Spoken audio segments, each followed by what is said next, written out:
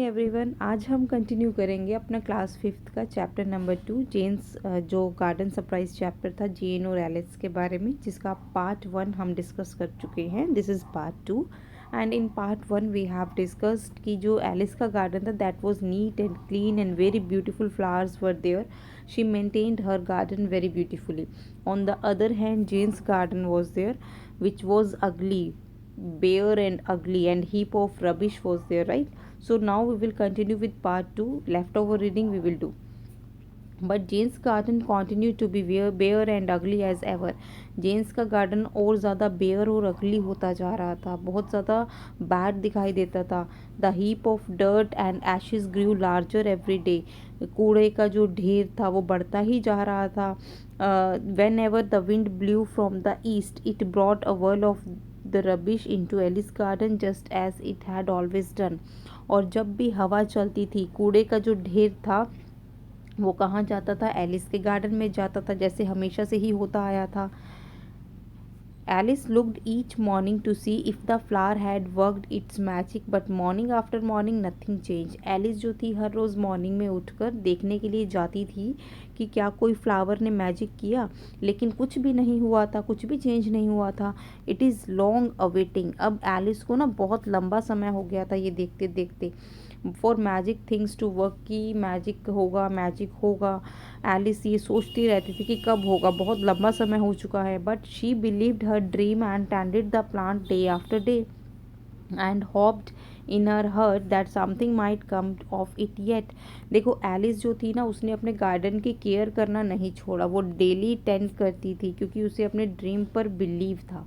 And जो plants की वो डेली केयर करती थी, लेकिन उसके दिल में एक उम्मीद थी, होप थी कि जो उसने सपना देखा है that will come true one day. By and by the pink blossom faded and fell and after them came the seeds. देखो जैसे जैसे समय बीतता गया, जो बहुत सारे फ्लावर्स, जो पिंक फ्लावर्स थे, मतलब जो खिला हुआ ड्रीम वाला फ्लावर था, वो फेड होता गया, उसका रंग कम होता गया और वो गिर गिर गया. And after them came the seeds. और उसके बाद क्या आ गए? नए सीड्स आए. Hundred and hundreds of feathery seeds there were. अब वहाँ पर बहुत सारे सीड्स हो गए थे. And one day the wind from the west came by and blew them away in a whirl over the fence into Jane's garden. और एक दिन क्या आई? हवा आई. कहाँ से आई? हवा आई वेस्ट डायरेक्शन से. वेस्ट डायरेक्शन यानी कि एलिस के घर की तरफ से हवा गई. कहाँ पर? जेन के घर की तरफ हवा गई. और जितने भी जो सीड्स पड़े हुए थे वो अपने साथ हवा उड़ाकर कहाँ ले गई? जेन के गार्डन में ले गई. No one saw them go. और किसी ने भी उसको जाते हुए नहीं देखा. Not even Alice knew what had become of them. इवन एलिस भी नहीं जानती थी कि उनका क्या हुआ था. As for Jane's garden it was ugly as ever with its ash heap and its rubbish. Jane's का जो गार्डन था वो तो ऑलरेडी क्या था? अगली था, क्योंकि वहाँ पर गार्बेज था, रबिश था. Everybody who passed it turn their eyes away from it. और हर कोई जो भी वहाँ से निकलता था अपनी आँखें वहाँ से फेर लेता था. उस किसी कोई देखना नहीं चाहता था उसके गार्डन को. Alice herself could look at it no longer. Alice जो थी वो खुद भी जेन का गार्डन नहीं देखना चाहती थी. I will look at my garden instead, she said to herself. अपने आप को कहती है कि मैं तो इससे अच्छा अपना ही गार्डन देखूंगी. And so she did. और उसने ऐसा ही किया. She continued to keep her garden pretty. उसने लगातार अपनी कोशिश की गार्डन को प्रिटी रखने में. But she kept her eyes away from the other garden. अच्छा, यहाँ पर अदर गार्डन क्या है? अदर गार्डन मतलब जेन्स गार्डन के बारे में बात हो रही है. उसने अपनी जो निगाहें थी वो जेन्स के गार्डन से दूर रखी. And if the wind from the west blew ash and rubbish among her flowers. देखो क्या होता था, इवन द जो विंड थी, जब विंड आती थी तो वो अपने साथ जो कूड़ा करकट था साथ में उड़ाकर कहाँ ले जाती थी? वो ले जाती थी एलिस के गार्डन में. Alice raked it away. Alice जो थी उसको क्लीन कर देती थी. जो कूड़ा उठाने वाला जो रेक आता है, ऐसे बना होता है जिससे हम कूड़ा उठाते हैं, ऐसे बना होता है बेटा वो. इससे हम कूड़ा साइड में करते हैं, कूड़ा उठाते हैं. And worried about it no more. और उसको चिंता ही नहीं थी क्योंकि वो अपना गार्डन क्या रखती थी? क्लीन रखती थी. Summer slipped into autumn and autumn turn to winter. देखो समर थी, समर से ऑटम का सीज़न आया, ऑटम से फिर विंटर आई। The flower slept and at the first peep of spring Alice garden budded and bloomed once more. अब जो मौसम आया विंटर के बाद, स्प्रिंग सीज़न आया, बसंत ऋतु का, जिसमें फ्लावर्स खिलते हैं। एलिस के गार्डन में फिर से कलियां खिलने लगी, फ्लावर्स ब्लूम करने लगे, खिलने लगे। शी बिगैन टेंडिंग इट, और उसने क्या शुरू रखा, उनकी केयर करना जारी रखा। Wondering if she should take care of the pink blossom again, लेकिन इस बात पर खास ध्यान देते हुए कि जो वो पिंक फ्लावर था ड्रीम वाला, उसकी केयर उसको अच्छे से और करनी है। If these flowers were special, they should have worked their magic by now. Alice सोचती थी अगर ये फ्लावर्स इतने स्पेशल हैं, इतने खास हैं, तो इनको तो अब तक मैजिक कर देना चाहिए था ना। But she decided to continue, लेकिन वो अपना काम पहले की तरह कंटिन्यू करती है। One day as Alice as weeding the garden, जब एक दिन एलिस जो थी अपना गार्डन क्लीन कर रही थी, जो घास थी आसपास एक्स्ट्रा उनको काट रही थी, क्लीन कर रही थी garden. She heard passers bye, उसने जो पासर्स बाय थे, रास्ते से गुजरते हुए जो लोग थे, उनको हर्ड करते हुए सुना, कहते हुए सुना, हैप्पीली, डिलाइट मतलब हैप्पी, खुशी से, of all the gardens in town there are none so pretty as this too, कि पूरे गार्डन, पूरे जो मतलब टाउन में जितने भी गार्डन्स हैं, उन गार्डन्स में से सबसे ज़्यादा प्रिटी गार्डन्स कौन से हैं, सिर्फ और सिर्फ ये 2 गार्डन हैं। अब ये बात सिर्फ एलिस ने सुनी थी, क्योंकि आपको याद होगा हमने अभी पढ़ा, एलिस जेन के गार्डन की तरफ देखती भी नहीं थी अब, है ना।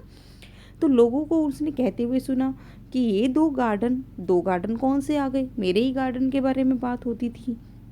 And when Alice looked around in surprise to see what they meant, Alice बड़े हैरानी से देखने के लिए खड़ी हुई कि लोगों का ये बात कहने का क्या मतलब है। She saw that Jane's garden was full of flowers, hundred of lovely blossoms, everyone as rosy as the little clouds at sunrise।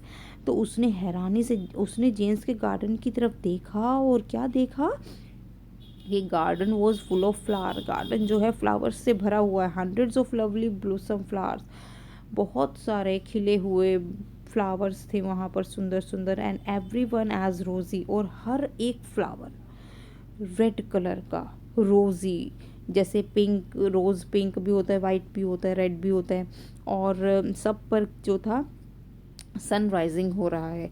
They covered the heap of dirt and Ashes, they clustered about the fence and they filled the corners. अब क्या हो गया था, जो dirt का जो ढेर लगा हुआ था, एशेज का जो कूड़े करकट का, रबिश का ढेर लगा हुआ था, that everything was covered now. They clustered means here grew in thick, मतलब जो फ्लावर्स थे वो बड़े मोटे मोटे थे, बहुत क्लोजली लगे हुए थे। जो फेंस होता है ना, जो किनारा होता है गार्डन का, वहाँ पर फ्लावर्स लगे हुए थे कॉर्नर्स में, सब कुछ बहुत अच्छे से मेंटेन हुआ हुआ था। In the middle of all this beauty was Jane gardening as busily if she were Alice herself. देखो इन सब के बीच में क्या हुआ, जेन जो थी अब वो भी अपने गार्डन को केयर करती थी, ध्यान रखती थी। जैसे एलिस हमेशा अपने गार्डन की केयर में बिजी रहती थी, अब जेन्स भी रहती थी। अच्छा, what was the magic, why do you think so, we will discuss this question. Firstly we will sum up the lines. It was fine weather for flowers, Jane said, nodding and smiling at Alice. Jane हंसते हुए कहती है और अपनी nodding मतलब नेक हिलाते हुए कहती है एलिस की तरफ कि जो वेदर है फॉर फ्लावर्स के लिए बहुत अच्छा वेदर है, क्योंकि स्प्रिंग सीजन था ना। The finest in the world, replied Alice. Alice ने कहा हाँ, बहुत अच्छा वेदर है पूरे वर्ल्ड में, इस समय ये बहुत अच्छा समय है।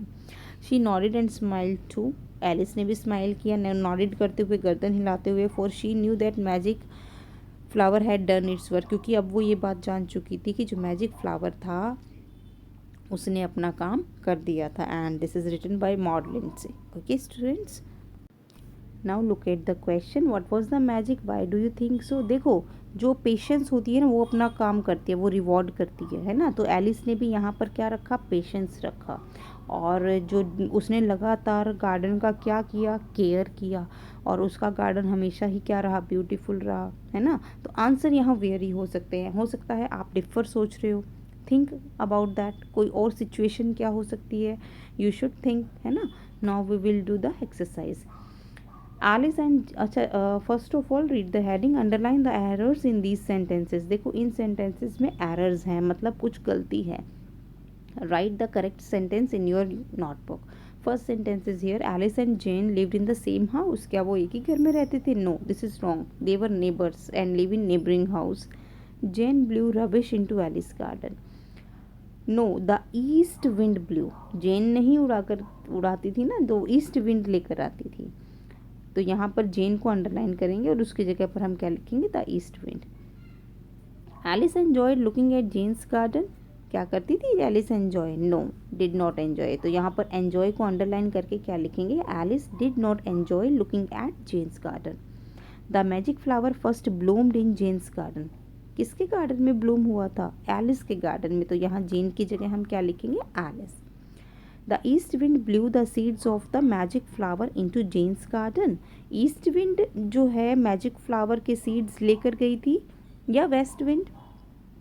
यस, वेस्ट विंड लेकर गई थी, तो ईस्ट की जगह हम क्या लिखेंगे? वेस्ट। नेक्स्ट है part C. This we will continue in the next part with the textual question answers. Thank you. Take care.